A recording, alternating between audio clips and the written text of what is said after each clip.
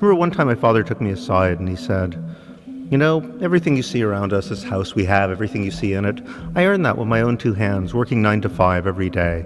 You know, I would get up in the morning, I would go in and, you know, it was my labor that brought you everything you see around you. He said, David, it was horrible. Don't do that. Find some way you don't have to get a real job. You know? The thing that people in power fear the most is a population that, you know, has basic security and time. I mean, that started to happen in the late 60s. And look what happened. They freaked out. I mean, you can actually see this. There was, I've talked to people who were in different, like, sort of ruling class think tanks at the time, and they said there was a lot of discussion, like, what's going to happen when robots replace all the jobs. The problem is they also had this focus on production, that, you know, the factory labor was seen as the sort of paradigm for all labor. It was very macho, you know, males, like guys smithing things and banging things and casting iron and so forth was a production line, perhaps, was the basic image. Whereas, of course, most labor is not actually productive if you think about it. Like, you make a glass once, right? But you wash it like 1,000 times.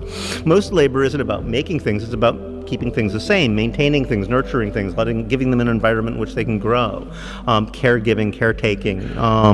But then the question is, how do you validate work? Well, you just say you go back to the Puritan idea. Work is valuable in itself. If you're not like working really hard at something you don't like, well, you're not a very good person. You know, you're a parasite.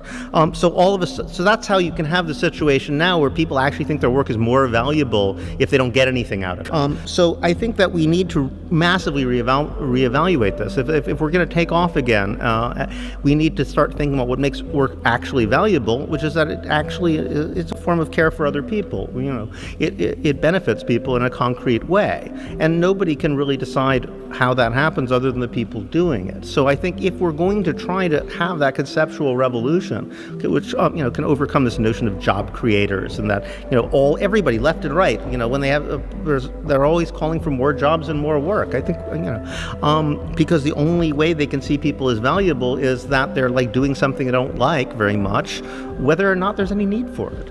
We've caught ourselves in a conceptual trap, and I think only notions of basic income can like start us reevaluating what it is we actually value about what we do.